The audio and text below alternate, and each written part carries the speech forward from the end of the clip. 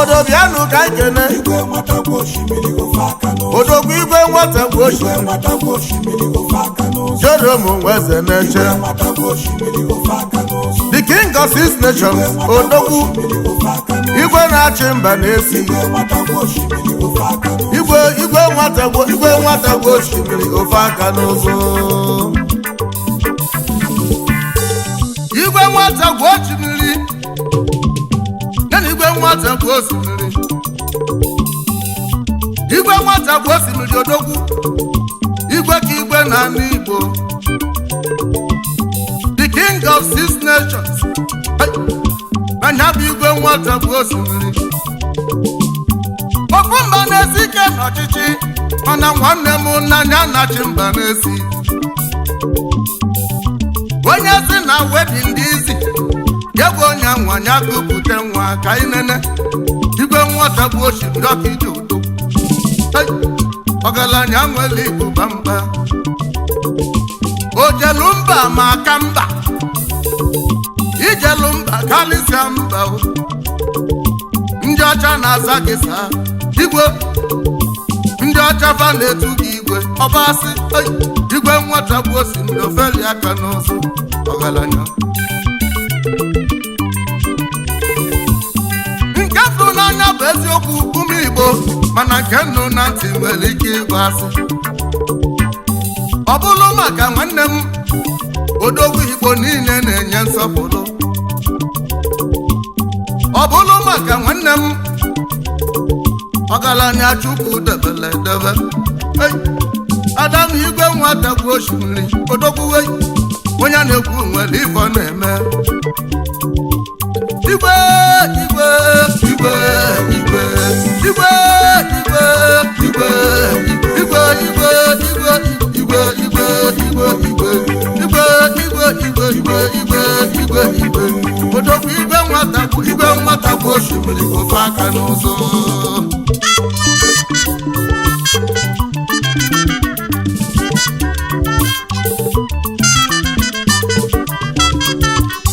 onye na-ekwu bụ His Royal Highness eze ambassador Ụzọchukwu Jerome eze na-eche the king of six nations igwe na-achị mba na-esi igwe nwata bụ osimiri ofeli aka n'ụzọ nne m n'odogwu n'ụmụ oyi ọkịda ebe anwa ka nne m n'odogwu odogwu wee gbaba mbọ dịka ọ bụ ya mana ụmụ ụwa ka ngwakwunu n'eziokwu chi ọ bụ na ka dị mma n'elu ụwa anyị nọ n'ime ya ọ na-ebido mbọsị izizi igwe nwata bụ osimiri ofeli aka n'ụzọ igwe tara afụfụ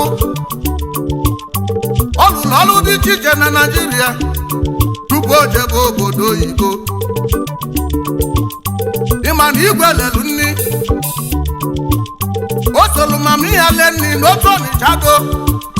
tupu ọ rapụ Ọnịcha wee chọba kalaki ya wee jebe obodo oyibo isi ga-abụ eze ka ị malụ destiny can only be delayed but it can never be changed yo igwe nwata bụ osimiri ofe aka n'ụzọ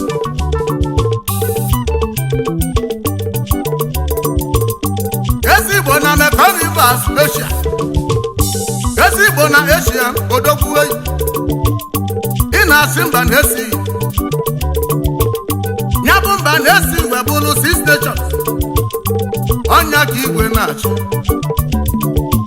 odogwu igwe nwata bụ osimiri igwe na-achị Thailand ọ na-achị China igwe na-achị Cambodia igwe na-achị Miami igwe na-achị Laos igwe na-achị Vietnam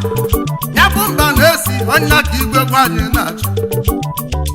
igwe nwata bụ osimiri ofeli aka n'ụzọ ọ bụ iche obodo bụ isiokwu ọ kedu ka isi achị ụmụ Igbo ka m gwazie unu eziokwu iche obodo chi mata ka eze fasi achị gene ndị obodo anya n'iru ịmalụ ka eze si achị ọ bụrụ na ọchị na wafa n'iru ya bụ na eze na-achị ọfụma ọ bụrụ na iru fachi ka ọ si ya chai ịmalụ na eze na-emefa mmegbu igwe nwata bụ osimiri ofeli aka n'ụzọ elulu mmekọ liva wee mne ụmụ Igbo anya n'iru kọsa anụ na ọchị wee jufa iru ya bụ na eze na-achị ọfụma mgbe iji chịba Mekong Rivers igwe tenten gbanwaka ụmụ Igbo ji didi m ọfụma ọbasị onye nwere uche ga-ama ife m na-ekwu igwe nwata bụ osimiri ofeli aka n'ụzọ ezi Igbo chiri anyị gaba igwe ezi Igbo chiri anyị gaba igwe igwe igwe igwe igwe igwe igwe igwe igwe nwata bụ osimiri igwe igwe igwe nwata bụ osimiri igwe tensen chiri anyị gaba igwe tensen chiri anyị gaba igwe igwe igwe igwe igwe igwe igwe odogwu igwe nwata bụ osimiri ofe aka n'ụzọ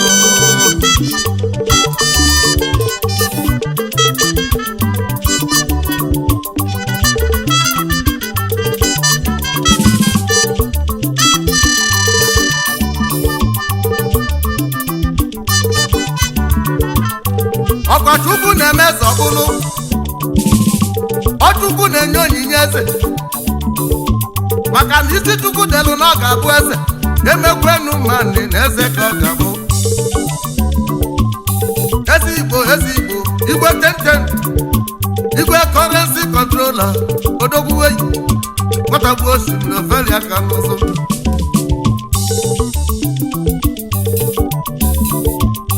obodo mụta nwa kala aka ya bụ na obodo enwebe aṅụle igwe nwata bụ osimiri dike odogwu odumọkịja na-ekene inegwu a igwe chili anyị gaba ọchịlị mma na ọ gachi ọzọ ịgba na-ekwulu igwe nwata bụ osimiri ofe aka igwe nwata bụ osimiri odogwu ambasadọ tijere mụnweze meche igwe chiri gaba ọchịchị gị dị anyị igwe nwata bụ osimiri ofe aka n'ụzọ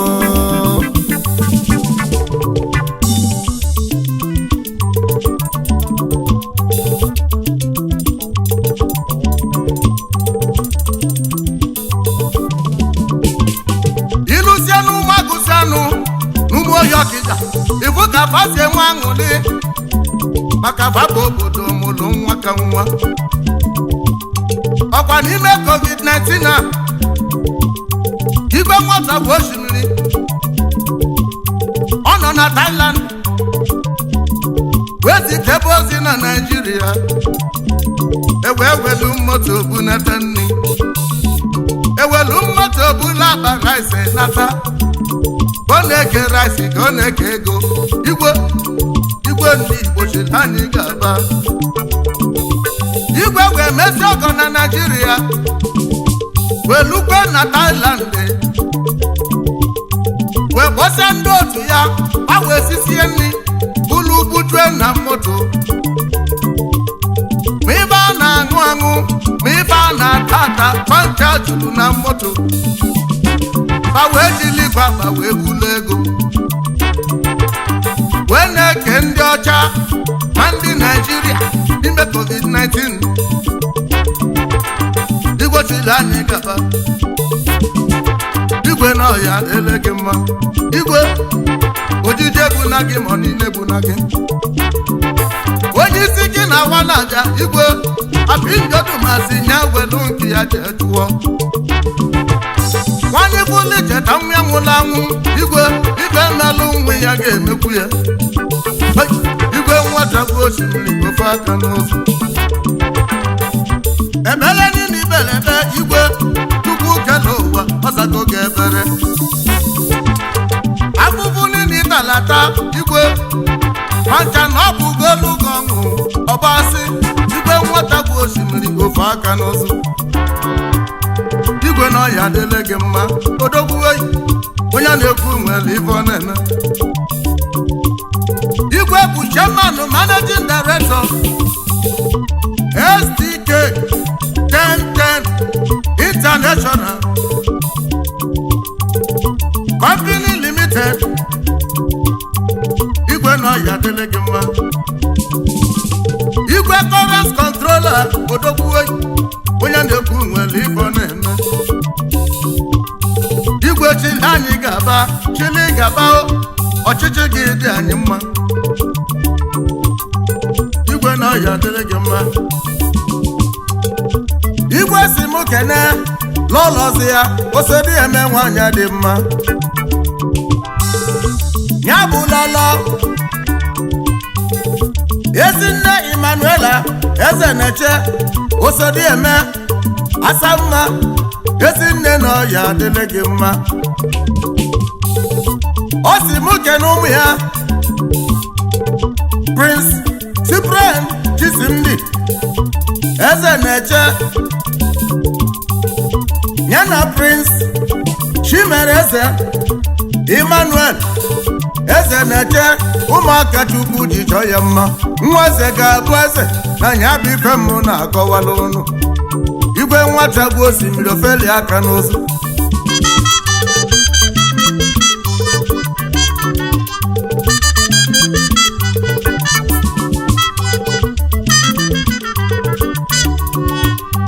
igwe si m kene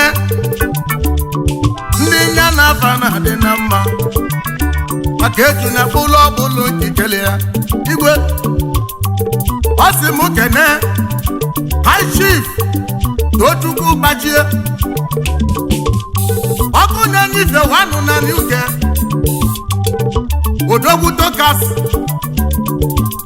Chairman CEO STK Industries Limited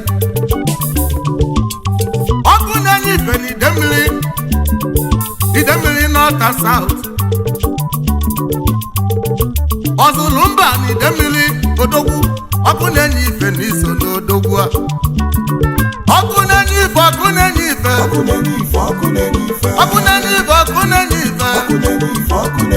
ọkụ na-enyife naanị uke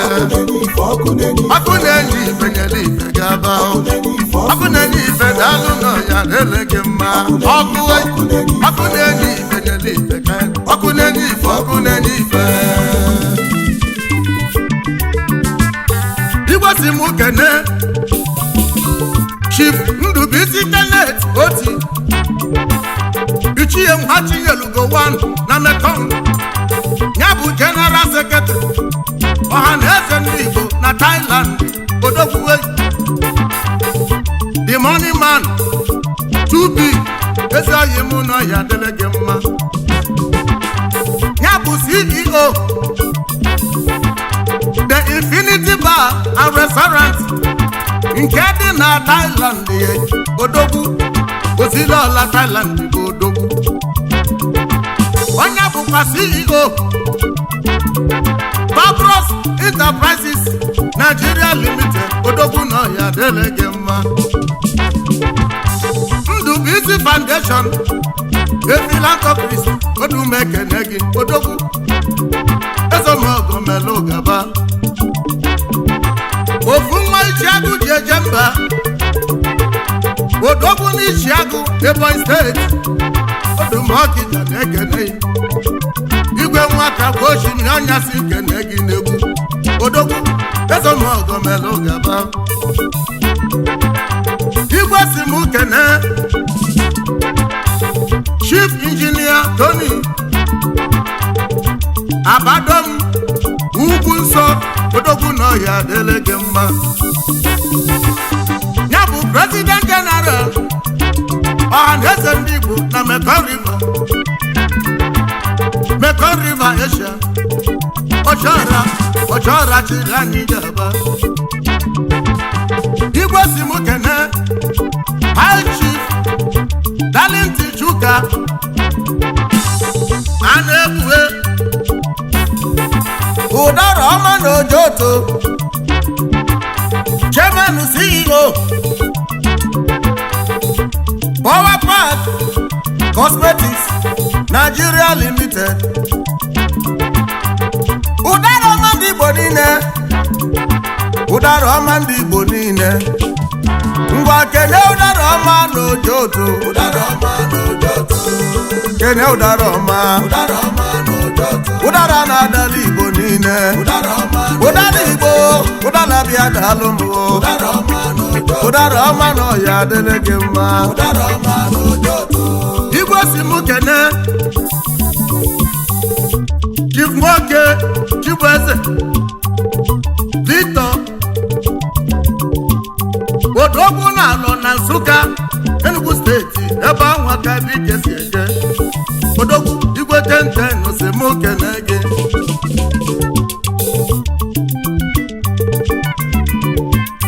Ogbuefi eze nwata 1 na Mekong River Asia Thailand ebe ahụ aka dike bi ebi Ogbuefi eze nwata ya dele gị mma ya bụ Chief Provost ọha na eze ndị Igbo na Thailand onye na Nsụka Odogwu eyi ịgba na-efulu onye na Nsụka ezigbo mmadụ alụ atọnye wetalụ n'Enugu steeti Chairman Homemade Restaurant and Bar na Lomalinda Estate Independent Layout Enugu ebe ahụ aka dike na-esi ya bụkwa Director Body Kings Kebu Nwata na Nsụka CEO Max Lodge na Nsụka Papa Ekene ezigbo mmadụ na ọya adịrị gị mma igwe 1010 si m kene gị n'egwu igwe si m kene Chief Chimezie Ibe PhD ezi kemgbe m nọ nkịtị 1 ya bụ Director Center of Foreign Language and Information Technology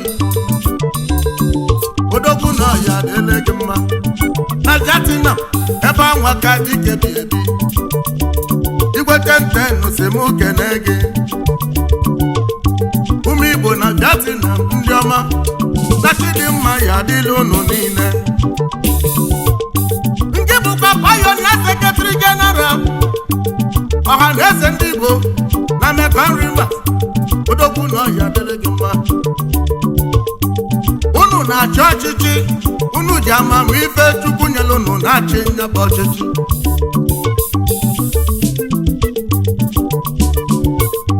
igwe si m kene Chief Anyị Katangod Arinze Kpakpando 1 n'ọha na eze ndị Igbo na Mekong Rivers Odogwu Kpakpando na ọya adịrị gị mma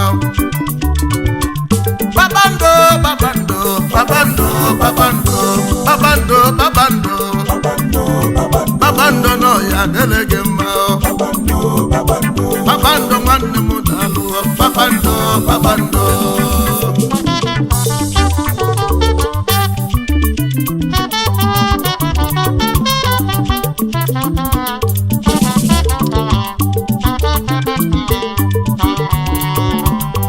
igwe si m kene Chief Izuchukwu Ezulike the powerful mayor na Thailand Odogwu na Ọkwa Imo State ebe ahụ aka dike si eje onye aka ọkwa na ọya adịrị gị mma igwe si m kene High Chief Comrade Obinna Nzedike eze anyị chi na-agbara ọgụ na n'ụgbọ Odogwu nwonye ụgbọ Mbadike ezi ụmụ Okorobịa na Mekong River igwe si m kene gị onye bụ CEO Nzedike Exim Invest Limited Chairman Chief Executive Ultimate Mary O Supermarket no ya dele gị mma Yesani China Barok Odogwu onye na-ekwu nwere ife ọ na-eme igwe si m kene High Chief Atochukwu Ebuka Ọkọcha Nchekunye Wan Agwata Nnekwugo na Mekong River Thailand Odogwu onye na-ekwu nwere ife ọ na-eme Nnekwugo Igba na-ekwulu Nnekwugo onye bụ First Ejora ọha na eze ndị Igbo na Thailand chọp na-ekwe ụwa bụ Nwachukwu Chairman CEO Chọtrade Business Solution Nigeria Limited Odogwu na ya dele gị mma CEO Shaw B69 Logistics Limited Odogwu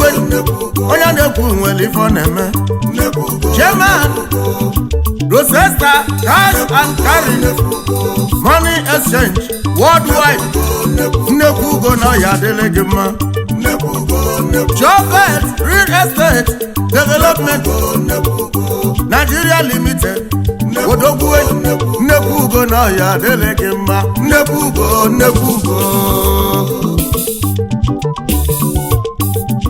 igwe si m kene High Chief Emenike Odogwu Nwafọjama Ezomogo pọmpụ na-agụlụ pọmpụ na-agbalụ ụwa niile Chairman CEO Big C Cosmetics Limited Big C Estate pọmpụ na ngị na-agbalụ ụwa niile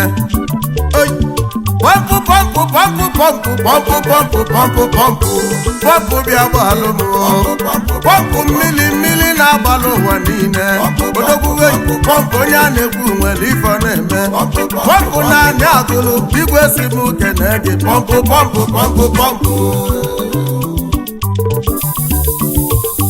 abụlụzie Igba na-aba Ọkịja acha n'Ogidi ebe dike esili bịa ụwa n'ụmụ agụsị anụ n'ụmụ oji Ọkịja ebe anwa ka nne m Odogwu igwe King of Six Nation igwe Currency Controller igwe si m kene afamụlọ ọmụmụ afamụlụ nyabụ igwe ya bụ late chief Tiblen onye ma eze na-eche ọnwụ bịa bụlụ papa ọnwụ na-ebu egbulu papa naba Ezinna obi gị zuru ike na ndokwa ọ sị m kene Ezinne ya Chief Lolo Florence nwa Boliwo onye a na-etu ife dara mma Ezinne afọ mụlọ ọgaranya n'ime ka Ezinne na ya adịle gị mma mama ogologo ndụ ga-abụ oke gị igwe nwata bụ osimiri ofe aka n'ụzụ Odogwu King of Six Nations igwe na ya adịle gị mma igwe si m kene nwanne ya ife Ebuka eze na-eche Ebuka temtem eze si na Chinọkịja ka n'Ogidi oke nwa nọ ya adịle gị mma eze si na Chisimụ kene Oliakụ ya Ogeli mala obi dị ya Mrs. Chinenye eze na-eche mara mma nwanyị dị mma mama ejima abamụlọ ejima Ezinne nọ ya adịle gị mma igwe si m kene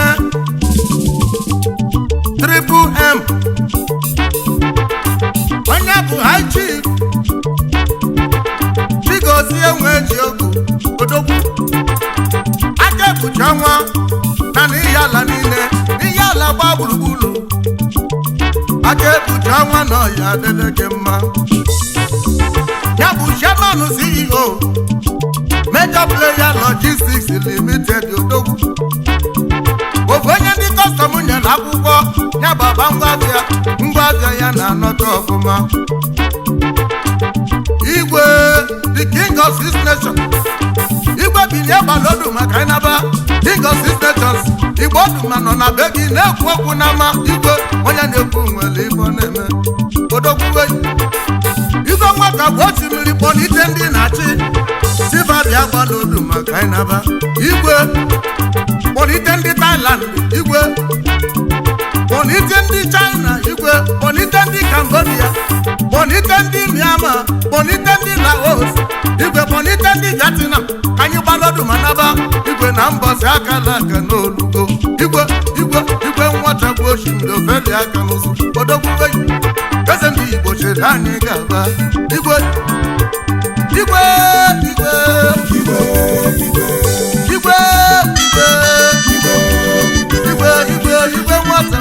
nwata bụ osimiri